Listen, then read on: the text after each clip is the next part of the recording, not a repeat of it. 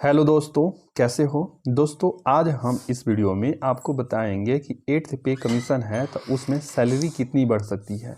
आपको पता ही है कि 8th पे कमीशन का अनाउंसमेंट हुए बहुत दिन हो गई है, लेकिन अभी तक कमेटी बनी नहीं है जो 8th पे कमीशन को जो लागू करेगी। 8th पे कमीशन में जो डिसीजन लेगी वह कमेटी अभी तक बनी नहीं है, तो वो कब से कमेटी बनेगी और इस कमेटी के द्वारा क्या रिकमेंडेशन दिया जाएगा, कितना सैलरी बढ़ेगी, आपको डिटेल में इस वीडियो में जानने को मौका मिलेगा। इस वीडियो में आपको पूरा बताएंगे कि अभी न्यूज़ में हाल फिलहाल क्या चल रहा है। तो आप देख सकते हैं कि केंद्रीय कर्मचारियों को सैलरी और पेंशन में बढ़ोतरी के लेकर सरकार का बड़ा अपडेट सरकार ने अपडेट दिया है हाल फिलहाल में। तो केंद्र सरकार के कर्मचारियों और पेंशनर्स है जिनको पेंशन मिलता है, रिटायर्ड हो चुके हैं, तो उनकी भी सैलरी बढ़ेगी, उनको भी पेंशन बढ़ेगा। तो पेंशनर के लिए यह राहत भरी खबर है। 8वें वेतन आयोग के लागू होने के बाद लाखों कर्मचारियों की सैलरी और पेंशन में अच्छा खासा इजाफा यानी इंक्रीमेंट, उनको सैलरी बढ़ोतरी देखने को मिल सकती है। ठीक है, तो कितना बढ़ोतरी होगा इसके बारे में वित्त मंत्री निर्मला सीतारमन, आपको पता है कि जो फाइनेंस मिनिस्ट्री है मिनिस्टर निर्मला सीतारमन ने बताया कि जल्द ही 8वें वेतन आयोग के लिए एक चेयरपर्सन और कम से कम 2 सदस्यों वाली एक कमेटी का गठन होगा। तो इसके लिए एक कमेटी बनेगी, उसमें एक चेयरपर्सन रहेंगे और कम से कम 2 उसके मेंबर्स रहेंगे, मतलब 1 और 2 3 हो जाएंगे। ठीक ना। तो देश भर के करोड़ों केंद्रीय कर्मचारी जो भी सरकारी कर्मचारी हैं और पेंशनर लंबे समय से 8वें वेतन आयोग के गठन का इंतजार कर रहे हैं। इसके लागू होने के बाद उनकी जो बेसिक सैलरी है और अन्य जो भत्ते जो भी अलाउंस मिलते हैं, बेसिक सैलरी के साथ साथ अलाउंस मिलते हैं, तो अन्य भत्तों में बड़ा इजाफा देखने को मिलेगा। इसी बीच वित्त मंत्री निर्मला सीतारमन है, इस संसद में इस पर बड़ा अपडेट दिया है। तो क्या अपडेट दिया है वो आपको बताते हैं।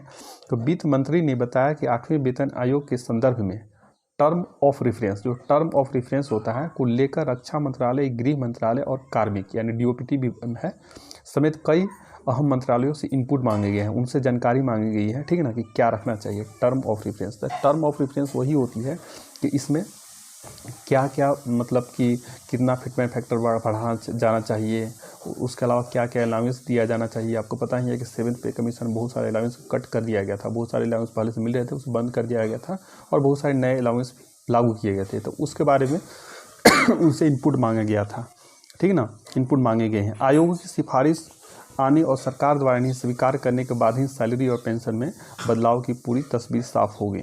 जो भी कमेटी बनेगी, जो 3 मेंबर कमेटी बनेगी, तो वह सिफारिश देगी। ठीक ना, सारे जो भी स्टेक होल्डर हैं, जितने भी कर्मचारी हैं, जितने भी डिपार्टमेंट हैं, सभी से मीटिंग करेगी और उसके बाद वह अपना सिफारिश देगी और उसे गवर्नमेंट स्वीकार करेगी, उसे एक्सेप्ट कर लेगी। उसके बाद ही कितनी आपका सैलरी में बढ़ोतरी होगी वह पूरा फाइनल हो पाएगा। उन्होंने यह भी बताया कि भारत में इस समय करीब 36.57 मतलब 36.5 लाख केंद्रीय कर्मचारी 1 मार्च 2025 तक और 33.91 लाख पेंशनर्स हैं। इसके अलावा डिफेंस कर्मचारियों और उनके पेंशनर को भी इस वेतन आयोग से लाभ मिलेगा। ठीक है, जनवरी 2025 में ही 8वें वेतन आयोग के गठन की मंजूरी मिली। आपको पता ही है कि जनवरी 2025 में, जनवरी मंथ में ही 8वें वेतन आयोग को मंजूरी मिल गई थी। राज्यसभा में वित्त मंत्री ने, जो फाइनेंस मिनिस्टर है निर्मला सीतारमन, उन्होंने स्पष्ट कर दिया है कि केंद्र सरकार पेंशन में समानता के लिए पूरी तरह से प्रतिबद्ध है। यानी कि जो पेंशन है सभी को बराबर पेंशन मिलेगा, सभी के लिए सेम नियम रहेगा। उन्होंने यह भी बताया कि प्रधानमंत्री नरेंद्र मोदी ने जनवरी 2025 में ही 8वें वेतन आयोग के गठन की मंजूरी दे दी थी। ठीक है, ये तो बात सही है। इस आयोग का उद्देश्य केंद्रीय सरकारी कर्मचारी जो भी सेंट्रल गवर्नमेंट एम्प्लॉई हैं, पेंशनर है, कि सैलरी और भत्ते में संशोधन करना है, उनका संशोधन करना है, उसमें अमेंडमेंट करना है, यानी कितना सैलरी बढ़ाना है, कितना अलाउंस बढ़ाना है। वित्त मंत्री ने बताया कि लोकसभा के पास हुए फाइनेंस बिल में ऐसे नियम बनाए गए हैं जिसमें सभी सरकारी पेंशनर्स को एक समान लाभ मिले और उनके बीच किसी भी प्रकार का भेदभाव ना हो। ठीक है, तो पेंशन को लेकर क्या बदलाव किए गए, जो पेंशन के जैसे बताया कि पेंशन में समानता लाने की बात की गई है, तो उसमें क्या बदलाव किए गए हैं।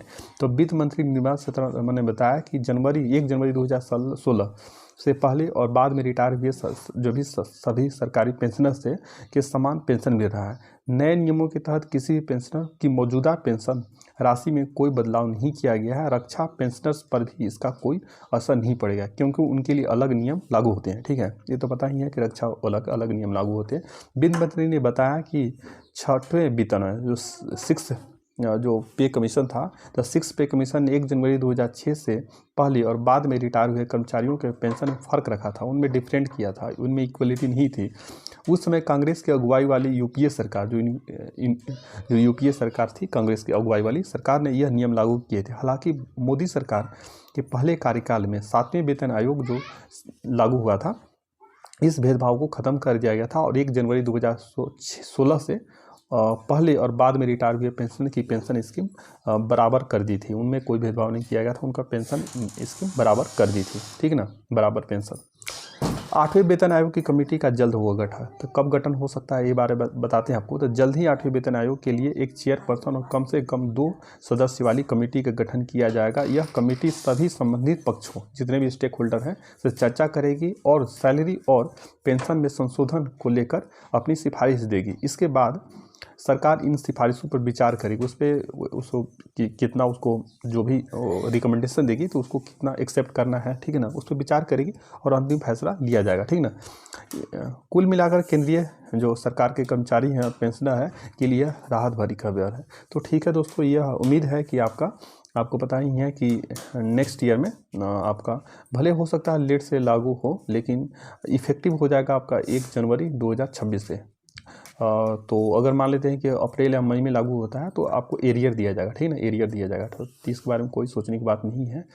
तो ठीक है दोस्तों, यही अभी अपडेट चल रहा था, यह न्यूज़ से खबर ली गई है, ठीक है ना। तो ये हाल फिलहाल का खबर यही चल रहा है। तो अगर आपको वीडियो पसंद आया तो इसे लाइक करें, चैनल को सब्सक्राइब करें और share this video to your friends and relatives and comment करके बताना कि अगला वीडियो आपको कौन से टॉपिक पर चाहिए। Thank you friends.